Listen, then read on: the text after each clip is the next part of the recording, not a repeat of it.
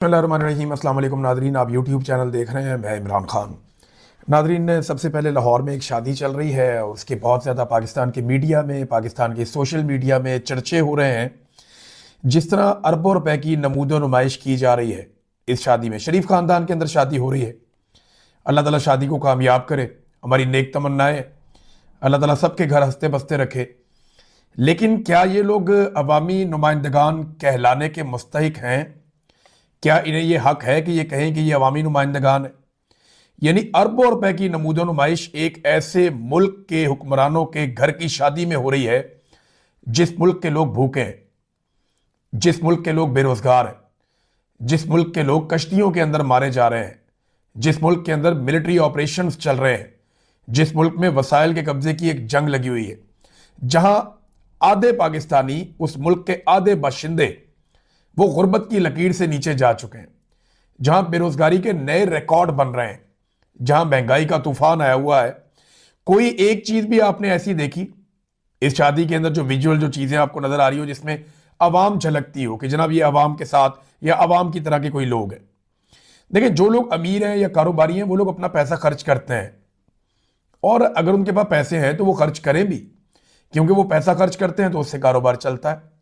जो अमीर लोग होते हैं वो ये कर सकते हैं, जिन्होंने ये पैसा खुद बनाया है। लेकिन जो लोग अवामी नुमाइंदे होने का दावा करते हैं कि हम अवाम के नुमाइंदे हैं, क्या उन्हें ये चीज जेब देती है या उन्हें ये चीज करनी चाहिए? मेरे ख्याल में वो ये नहीं कर सकते। इससे बड़ा नेगेटिव मैसेज जाता है उस मुल्क के लोगों में।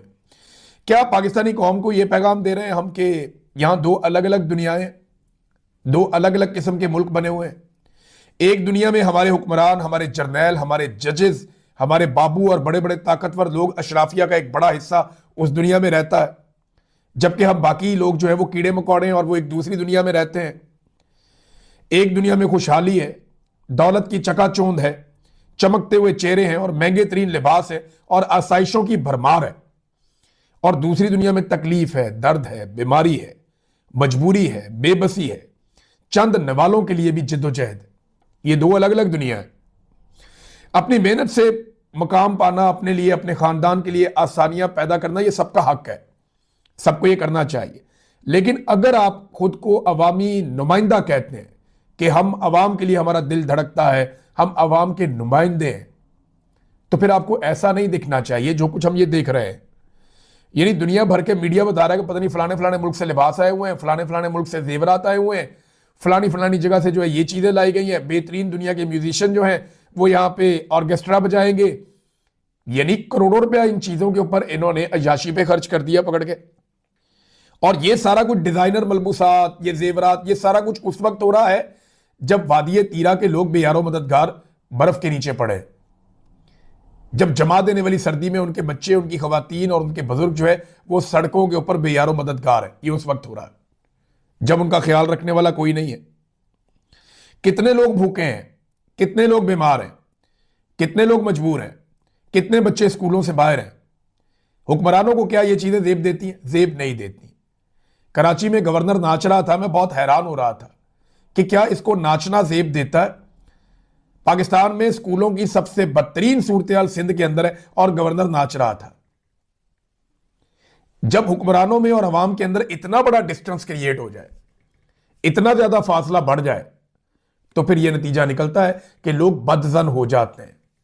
फिर आपको यह करना पड़ता है, इस उम्र के लोगों को निकाल दो इलेक्शन में से, इस उम्र के लोगों का वोट का हक ले लो, फिर हम ये भी कर देंगे, वो भी कर देंगे, फस्तायत, जुल्म, जबर, और एंड में निकलता क्या है? फॉर्म 47। देखिए, एक तरफ अशराफिया की बेटी हैं, बहुत सारी बेटियां हमने देखी, अशराफिया की बेटियां, शादी चल रही है जी कमाल किस्म की, महंगे तरीन मलबूसात हैं, खुशबुओं का एक जहान आबाद है वहां पे। और एक तरफ उसी शहर में, लाहौर में, एक रिक्शे वाले की 4 बेटियां हैं। कहानी याद है ना आपको? पुलिस उसके घर में आती है, उसे आकर कहती है चल भाई तू पीटीआई का है।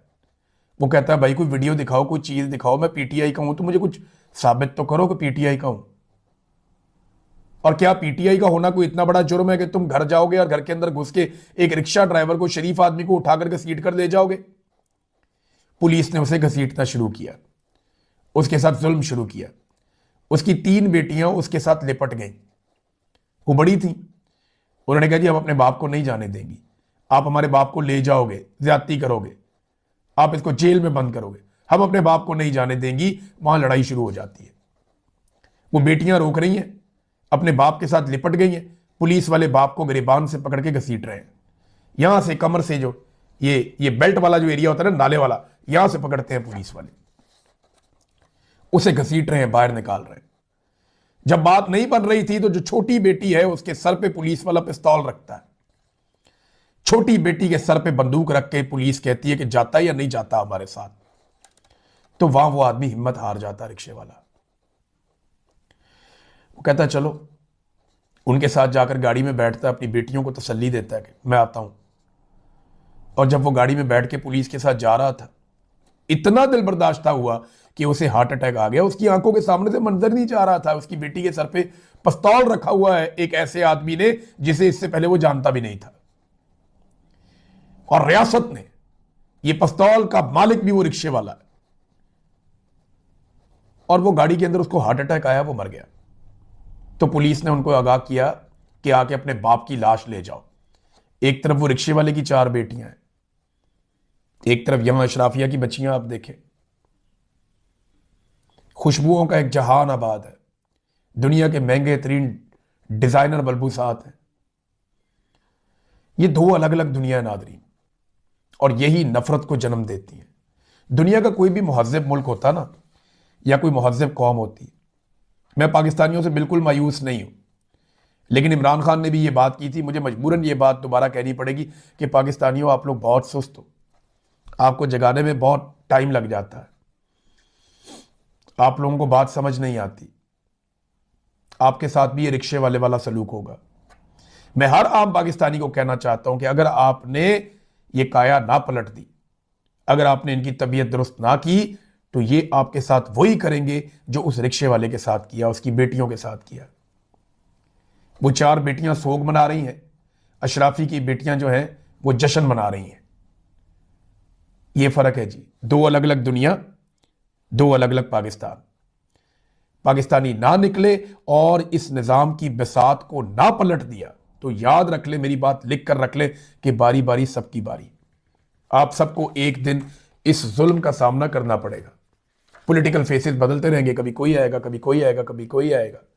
एस्टेब्लिशमेंट यही रहेगी, ये इंजॉय करती रहेगी, इनके बच्चे इंजॉय करते रहेंगे, ये दुनिया के महंगे तरीन इलाकों में जाएंगे, ये दुनिया की शानदार इंजॉयमेंट करेंगे बगैर किसी मेहनत के। मेहनत आप करेंगे, खाएंगे, ये इंजॉय करेंगे। बस मुझे यहां तक इस पे यही कहना था। खबरें हैं कुछ आपके साथ शेयर करता हूं।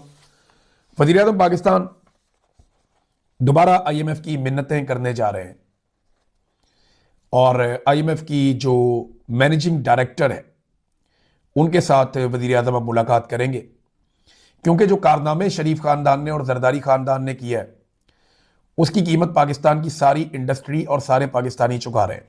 कैसे, मैं आपको बताता हूं।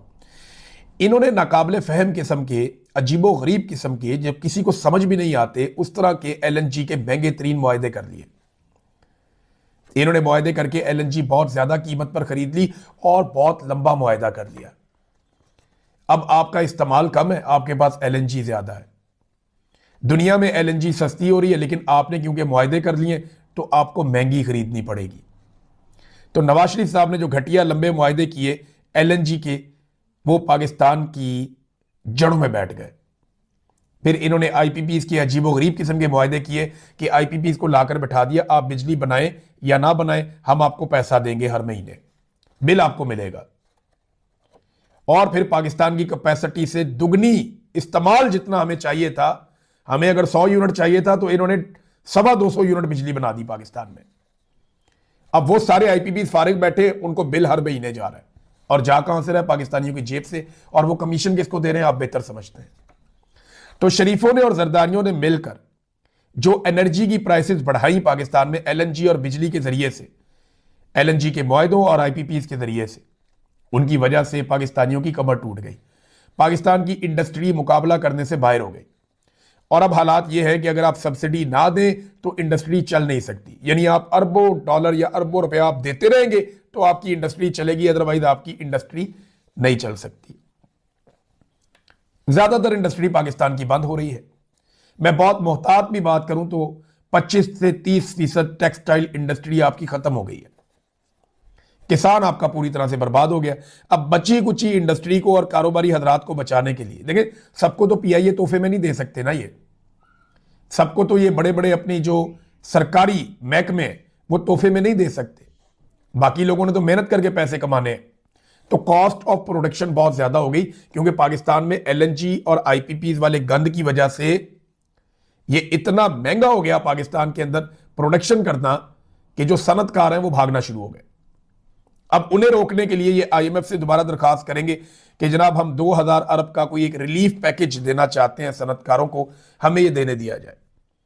हालात इनके पता क्या है, इन्होंने जिस नौयत के मुआहदे किए उसके बाद पाकिस्तान के साथ क्या हुआ, इसको अगर आप जानना चाहते हैं तो ये एक खबर आप देखिए कि बिजली के शोबे में 800 अरब रुपए की मनफी इक्विटी सालाना कारकर्दगी रिपोर्ट आई है। ये इन्होंने पाकिस्तान के साथ किया नादरीन।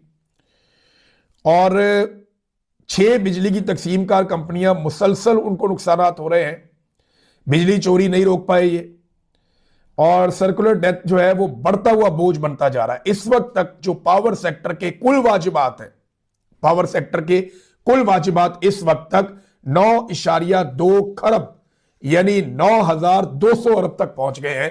ये इन्होंने किया पाकिस्तान के साथ पिछले 15-20 साल में। जरदारी साहब आए, उन्होंने जनाब राजा रेंटल साहब तबाहियां फेर दी उन्होंने, नून लीग ने उनको नाम दिया था, फिर खुद आए फिर भी वही काम किया। ऐसे आईपीपीज के मुआहदे किए कि बेड़ा गर्क कर दिया, मईशत को ऐसा टीका लगाया कि आज 9,200 अरब आपको डायरेक्टली देना है। ये आपके जिम्मे सिर्फ वाजिबात हैं पावर सेक्टर में, ये इन्होंने किया पाकिस्तान के साथ। नादरीन अब क्योंकि तीरा में ऑपरेशन हो रहा है तो बाजोड़ पे भी तवज्जो आएगी। बाजोड़ में पहले भी ऑपरेशन हुए हैं, बार बार हुए हैं। बाजोड़ का मामला यह है कि वहां पे बहुत कीमती मादनियात है, शानदार किस्म की मादनियात है। तो वजीर आला खैबर पख्तूनख्वा बेशक नौजवान है लेकिन बहुत तजर्बाकार है। ये जनाब गए और जाके इन्होंने बाजोड़ के पार्लियामेंटेरियंस, कौमी मशरान और अमायदीन पर मुश्तमिल एक जरगे से इन्होंने जाके मुलाकात की। और ये जो जरगा बैठा बाजोड़ के हवाले से, इसमें बहुत सारी चीज़ों के ऊपर उन्होंने गौर किया, और जो लोगों के मकानात को, लोगों के दुकानों को, लोगों के कारोबार को जितना भी नुकसान हुआ है उसके अजाले के लिए यहाँ पे तजावीज़ पेश की गई। लेकिन अब बारी बारी सबकी बारी, मैं बार बार ये कहता हूँ, जब एक इलाके में ऑपरेशन हो रहा होता है तो दूसरे इलाके के लोगों को लगता है कि हम पे ऑपरेशन नहीं आएगा। नहीं जी, बारी बारी सबकी बारी। जहां जहां वसाइल होंगे वहां वहां पे मसाइल आएंगे, जहां जहां पे मादनियात होंगी वहां वहां पे लड़ाई पहुंचेगी। देखिए ना वेनेजुएला में क्या था, लड़ाई पहुंच गई ना, क्यों पहुंची? मादनियात हैं, तेल है। ईरान में, इराक में, लीबिया में क्या था? तेल था ना, लड़ाई पहुंच गई। इसी तरह दुनिया में जहां जहां पे वसाइल हैं वहां पे मसाइल खुद ही पहुंचेंगे, और यही तरीकाकार है, यही तरीका वारदात है। अब देखें ना, यहां पे ग्रीनलैंड के अंदर इस वक्त एक फड्डा पड़ा हुआ है बेहतरीन दोस्तों के अंदर। ये वो ममालिक हैं जो नेटो के अंदर एक शानदार इत्तेहाद के अंदर रहे। इन्होंने दुनिया में जहां चाहा इन्होंने अटैक किया, और जो मकासद इनको दरकार थे इन्होंने अपने अचीव किए। लेकिन आज उनके बीच में एक कन्फ्लिक्ट है, वजह ग्रीनलैंड। तो ग्रीनलैंड में क्या है? मादनियात, वसाइल। तो वसाइल के हुसूल के लिए मसाइल पैदा हो जाते हैं। अचकज़ई साहब ने चंद बड़ी इंपॉर्टेंट बातें की हैं, मैं चाहूंगा कि आपके साथ जरूर शेयर करूं। उन्होंने कहा जी इस तमाम सूरत हाल का वाहिद हल जो है, ये कराची के अंदर क्योंकि एक तहरीके तहफ़्फ़ुज़ आईन पाकिस्तान की मीटिंग हुई, तो उन्होंने कहा इस तमाम सूरत हाल का वाहिद हल जमहूरियत है। हमें ऐसी जमहूरियत चाहिए जहां छोटी कौमें भी बोल सकें, जहां इख्तलाफ राय को जुर्म ना समझा जाए, जहां नाइंसाफी घरों को उजाड़ने की बजाय इंसाफ खुशहाली लाए।